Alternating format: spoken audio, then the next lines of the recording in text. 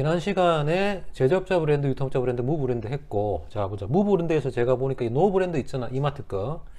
이거 무 브랜드가 보자. 하나다가 아니고 아니다. 네, 아니다라고 해야 되는데, 제가 하나다 이렇게.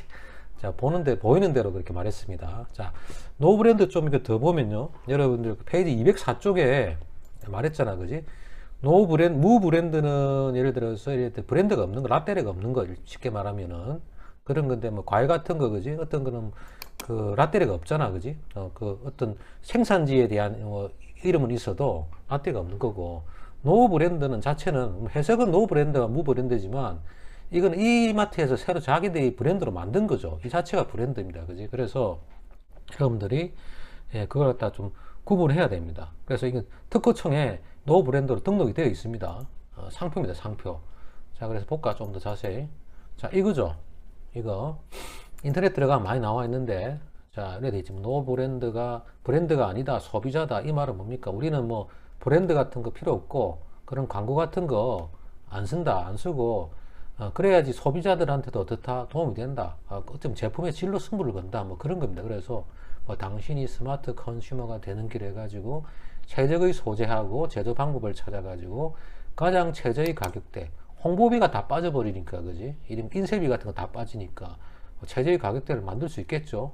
자, 이것이 노브랜드의 이념과 철학, 당신이 스마트 컨슈머가 되는 길 해가 되어 있고, 뭐 넌 진심이 느껴져, 뭐 그지? 노브랜드처럼 이렇게 되어 있고, 그지? 그래서 이게 2015년 4월에 이마트에 설립한 자체 브랜드입니다. 자체 브랜드, 노브랜드 이 자체가 자체 브랜드고, 쉽게 말하면 뭡니까? 기존에 있는 그 여러 가지 제조업체에서 들어오는 거 있잖아. 가공업체에 들어온 거, 그런 것들 필요 없고, 자기들이 가공업체에 부탁을 해가지고, 그런 뭐 식자재를 개발해서 마트에서 파는 거죠. PB지, PB. 그지? 자체 브랜드. 프라이빗 브랜드죠. 그지? 그래서 신세계 그룹에서 정영진 부회장이 이렇게 계획해서 만들었는데, 2016년 11월 기준에서 약 800여 개의 상품을 제공하고 있다고 합니다. 그지? 그래서, 일정 수준 이상의 품질을 갖춘 상품을 대량으로 제공한다는 그런 취지를 가지고 있고, 그지? 가공식품, 전자제품 막 나옵니다. 그지? 예, 그래서, 노브랜드, 처음에 노브랜드 전문점 같은 경우는 이마트에서 먼저, 실험적으로 먼저 한번 상품을 갖다 런칭하면 시켰다가요. 이후에 PB 전문점 형태로 판매하는 가두 점포가 됐죠. 그래서 뭐, 2016년 8월 25일에, 예, 이 지역에다가 첫 점포를 했다 합니다. 혹시라도 이마트 가시는 분들은, 이마트에 나중에 입사를 하고 싶은 분들, 신세계 그룹에 들어가고 싶은 분들은 이런 정보들을 빠르게 여러분들이 인터넷 서치해서 공부를 해야 되죠. 그지? 면접 보러 갈 때. 자, 됐고. 자, 넘어가겠습니다. 자, 브랜드 자산 관리. 브랜드는 뭔지 알았고, 브랜드 자산이라는 개념도 봤는데, 자, 브랜드 자산 관리, 브랜드 자산은 뭐냐? 브랜드 이쿼티, 그지? 이쿼티. 이건 뭐 재무 관리 용어인데, 그지? 자, 현재까지 기업의 경영 활동, 마케팅 광고 등으로부터 축적된 무형의 가치, 그지? 예. 그래서 이거 브랜드 이쿼티를 번역한 건데, 실제로는 브랜드 순자산, 이야기보다 브랜드 뭐, 자산 중에서도 브랜드 순자본, 이게 더 어찌 보면 명확하게 정확한 거죠. 그래서, 재무상태표가 있다고 하면 보통 자산은 부채 플러스 자본이죠. 뭐, 그지? 부채 플러스 자본되고, 자, 그 다음에 뭐 차변 대변 이래 가지고 넣잖아, 그지? 자, 재무상태표에. 그래서 우리가 여기서 순자본을 어떻게 구합니까? 이거 넘기면 되지. 넘기면은 순자본은 자산에서 부채를 뺀 거잖아. 이게 순자본이지. 그래서 이게 이코트입니다. 이코트. 사실은 브랜드 순자본이라는 용어로 써야 되는데, 그지? 아무튼 간에 자산은 브랜드에 대한 종합적인 인식과 지식을 말하고, 부채는 브랜드에 대한 부정적인 인식과 지식을 말하는데, 요것의 차이. 우리 이걸 뭐라 하나? 순자본. 그지? 예. 브랜드 자산은 그런 거다. 그래, 브랜드 자산이 사실 브랜드 순자본인데, 그렇게 생각해서 봐란 얘기죠. 그래서 브랜드 자산의 구성 요소를 보면, 인지도. 그지? 인지도, 어웨어니스. 그 다음에 이미지. 그지? 이미지. 그지? 그 다음에 브랜드 충성도. 우리가 이 브랜드 인지도하고 이미지하고 충성도는 우리가 그거지. 뭐 예를 들어가지고 우리가 인지 경제학에서 나오는 그런 용어들 이미 봤잖아, 그지? 앞에서. 그 다음에 지각된 품질, 그 다음에 독점적 브랜드 자산이니까 이건 뭐 특허 같은 거 그거겠지, 그지? 그래서 데이비드 아컨가 이 사람이 이렇게 구분을 했습니다. 자, 다음 페이지 넘어가겠습니다. 그래서 자세히 보면,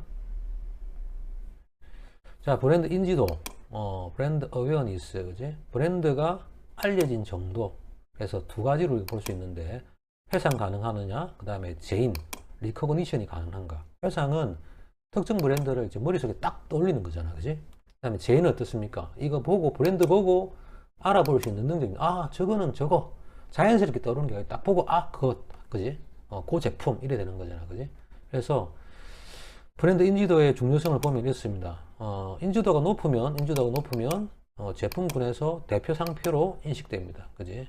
인지도가 높을수록 대표 상표. 그래서 탄산음료에 대표하면 코카콜라 되는 거고, 햄버거에 대표하면 맥도날드 되고 이래 되잖아. 그지? 그 다음에 소비자들의 제품 구매 과정에 많은 영향을 갖다가 끼칠 수 있죠. 그지? 그래서 인지가 높으면 구매 상황에서 제일 먼저 상기시키고, 그지? 그 다음에 정보 탐색 단계에서 고려 상품군에 포함된다. 그지? 우리 고려 상품군 앞에서 들었잖아. 그지? 컨시더 하는 거. 그래서 소비자 행동 이론, 인지 경제학으로 보면 이렇습니다. 그지?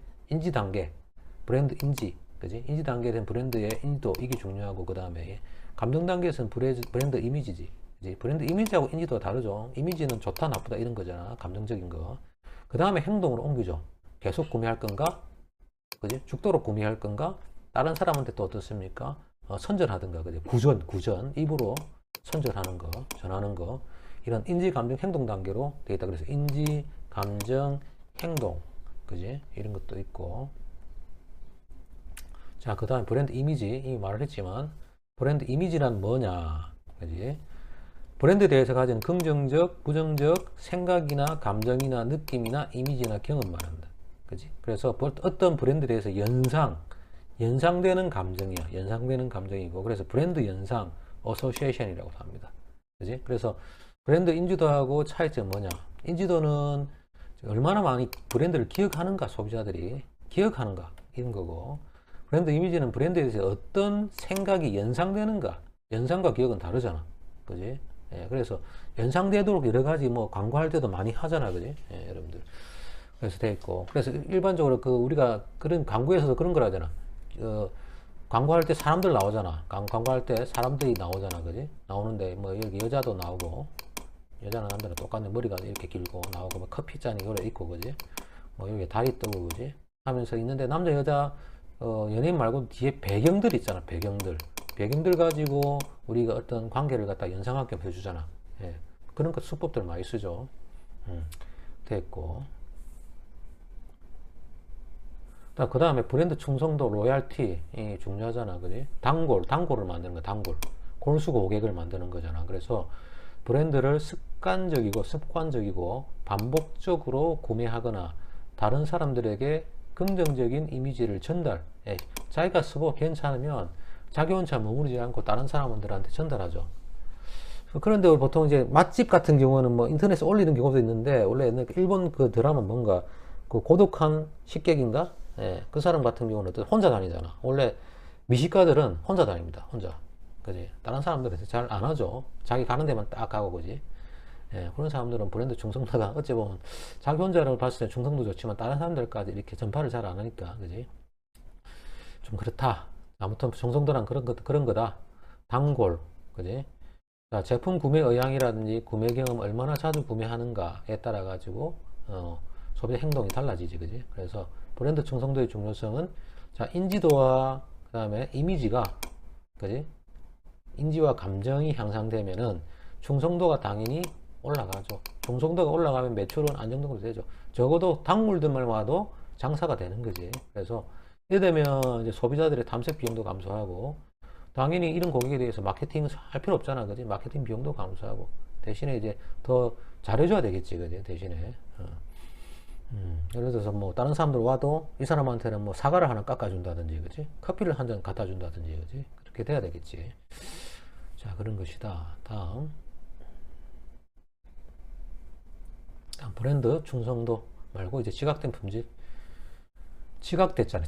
그지? 그지? 소비자들이 주관적으로 평가하는 제품의 우수성, 그지? 그 다음에 제품의 객관적인 품질보다는 주관적인 뭐를 말한다? 만족도를 말한다. 지각된 품질이라고 하는 것은 주관적인 만족도를 말한다. 그래서 품질 하면은, 퀄리티 하면은 객관적이냐? 객관적인 어떤 매뉴얼상에 주어진, 그지? 그런 품질이냐? 아니면은 주관적인 소비자들이 주관적인 어떤 만족도냐? 그지? 자, 주관적 만족도가 바로 지각된 품질입니다. 그지? 써봐야 되겠지, 일단은. 그래서 뭐냐면 우리가 그 마트라든지 코스트코 이런 데 가면은, 그지? 일단 음식 같은 코너 같은 거 한번 먹어보고, 사라, 이렇게 하잖아. 그지? 지각된 품질, 중요성. 오감을 통해서 확인될 수 있는 거잖아. 오감, 그지? 냄새 맡고, 눈으로 보고, 그지? 맛을 보고, 귀로 듣고, 손으로 만져봐야 되겠지, 그지? 됐고. 소비자들에게 한번 지각된 제품의 품질은 향후 제품 구매 결정에 결정적인 영향을 끼치게 되고, 죄송합니다. 지나가네요. 지금 이제 선거일, 내일이 4월 10일 선거일입니다. 지금 녹화하는 시점이 4월 9일인데, 막 선거 그거 하라고 투표하라고 문자 오고 전화 오고 난립니다. 자, 좋은 결과가 있으면 좋겠습니다. 좋은 결과라면 모든 우리 시민과 국민들한테 도움이 되는 그런 정당이 되면 좋겠는데, 현재의 정당은 좀 아니라고 봐집니다만은, 그렇습니다.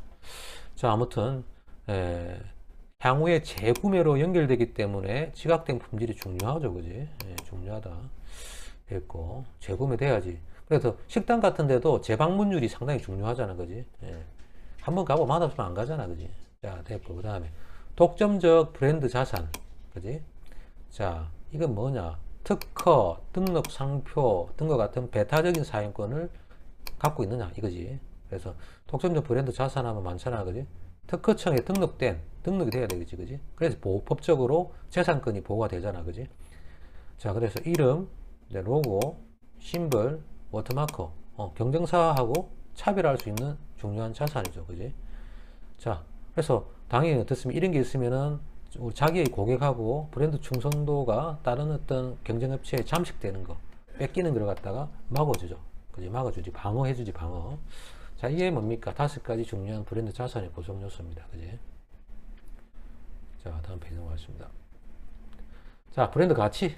브랜드 가치는 여러분들한테 물어보면 알 건데, 자, 브랜드 가치는 뭐냐?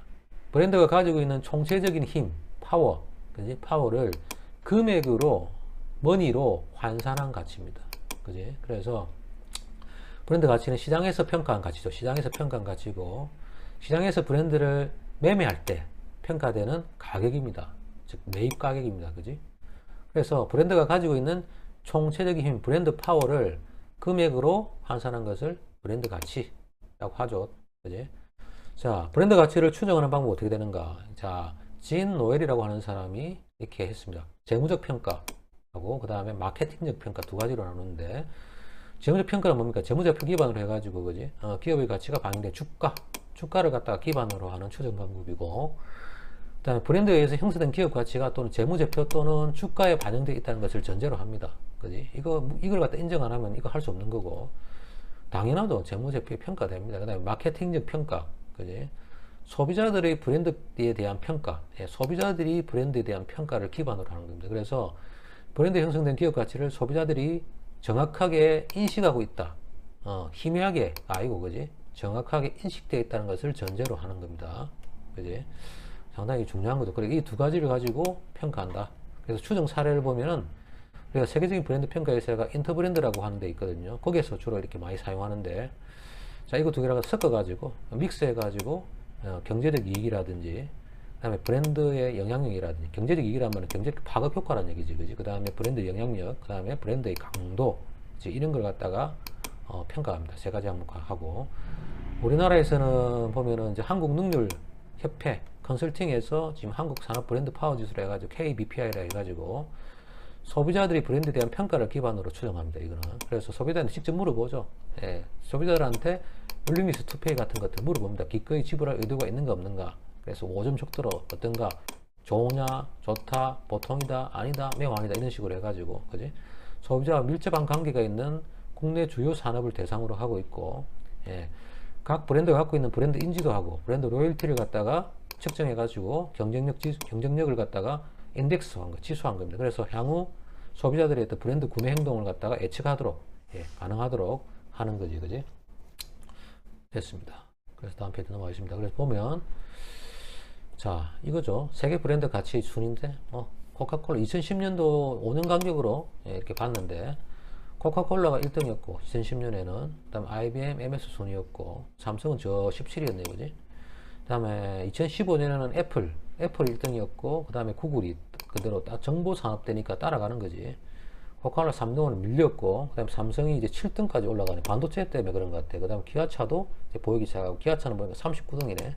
현대차 39등, 기아차 44등. 그 다음에 애플이 여전히 1등하고, 그 다음에 그 아마존이 지금 2등인데, 그지? 그 다음에 삼성이 5등까지 올라갔죠. 반도체의 역할이 크죠. 핸드폰 같은 거, AI.